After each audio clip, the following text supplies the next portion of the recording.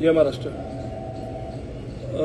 मी आज आपल्यासमोर 2-3 दिवसाच्या नंतर आज पहिली वेळ मी पोस्ट करत आहे. बऱ्याच दिवसापासून वेगवेगळ्या चर्चेला उधाण येत आहे. प्रथमतः तर मी तुम्हाला सगळ्याला सांगू इच्छितो की मी कोणावरही नाराज वगैरे होऊन गेलेलो नाहीये. उद्धव साहेबांवर तर मुळीच नाराज नाहीये. उद्धव साहेबांनी मला खूप प्रेम दिलं, त्याबद्दल दुमत नाहीये. आणि राऊत साहेब किंवा हे कोणती मोठी मंडळी जर कोणी बोलत असेल तर ते त्यांचा हक्क आहे. त्यांनी माझ्यावर खूप मोठं प्रेम केलेलं आहे, त्याच्यामुळे ते बोलतील, काही अडचणीचं नाही. माझ्या वडिलाप्रमाणे आहेत ते बोलले तर मला काही त्याच्यात वाईट वाटणार नाही. पण हे सगळं करत असताना 18 तारखेपर्यंत तरी आम्ही कोणीच कुठं गेलेलो नव्हतो.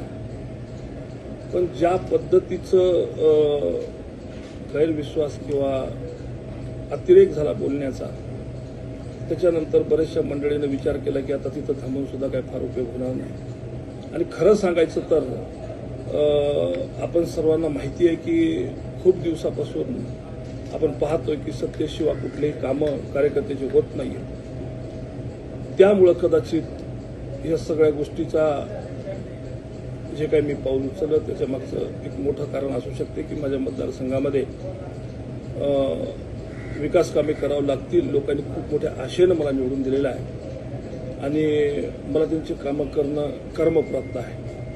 आणि तुम्हालाही माहिती आहे सगळ्याला की आपल्याला कुठल्याही प्रकारची निधी मिळत नव्हती. माझ्याकडं जे असणारे 5 कोटी रुपये जे MP लाडमधून मिळतात ते अतिशय अपुरे आहेत. आणि प्रत्येक गावात गेलं की प्रत्येकाला काही ना काहीतरी अपेक्षा आहे. ज्यांनी खूप मोठ्या आशेनं मला खासदार म्हणून निवडून दिलेलं आहे. तर मी यांची कामे कशी करायची किंवा निधी कुठून मिळवायचा किंवा मग लोकांची जी काही कामं असतील, मग तहसीलमधले असो, पंचायतमधले असो, नगरपंचायतमधले असो, नगरपालिकेतले कोणचे फॉरेस्टचे असो किंवा कुणाचे कुठलेही जे काही कामं करायची असतील तर तुम्हाला सगळ्याला माहिती आहे की हे कामं होत नव्हते. सत्तेमध्ये असल्याशिवाय करता येत नव्हते.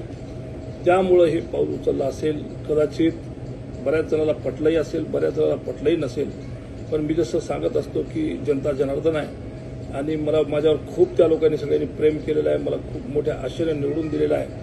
आणि मी त्यावेळेस कदाचित मी म्हणत होतो निवडणुकीच्या आधी की मी तुमच्या सालानं मला ठेवा आणि मी तुमचं साल नेकीनं पार पाडेल. मी 2 वर्षापासून प्रयत्न करतोय. सगळं निष्ठेनंच आपल्यासोबत आहे, पुढेही राहणार आहे. पण मला काम तुमचे जर करायचे असतील, जर निधी जर आणायचा असेल, आपल्याकडे विकास जर आणायचा असेल तर सत्तेत जाणं हे कर्मप्राप्त आहे. आणि त्यामुळं हे पाऊल मी उचललेलं आहे. जसं मी बोललो होतो की आपल्या सालानी मला ठेवा, मी नेकीनं काम करेल, तसंच मी आजही बोलतोय की मी तुमचे नक्की नेकीनं काम करेल आणि माझ्यावर जी तुम्ही जबाबदारी टाकलेली आहे ते मी पूर्णपणे पार पाडेल. त्याबद्दल दुमत कोणी बाळगायचं कारण नाहीये.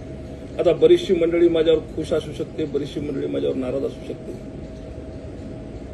पण ज्यांना कळायला असेल की मी का गेलोय तर ते लक्षात घेतील. गेल्या जवळपास वडिलांनी राजकारण थांबवलं तसं 17 वर्षापासून तुम्ही मला ओळखता. मी तुमच्या सानिध्यात आहे. तुम्ही मला खूप मदत केली, खूप माझ्या पाठीशी खंबीरपणे उभा टाकलात आणि तुम्हालाही माझा स्वभाव माहीत आहे. मी कुणालाही सोडणारा माणूस नाही आहे. एकटा अर्धवट गोष्टींमध्ये मी कधी पडत नाही, अर्धवट गोष्टी कोणत्याच करत नाही. माझ्यासोबत जी मंडळी 17 वर्षापासून आहे ते आजही आहे. मला सोडून कोणी गेलेलं नाही आहे.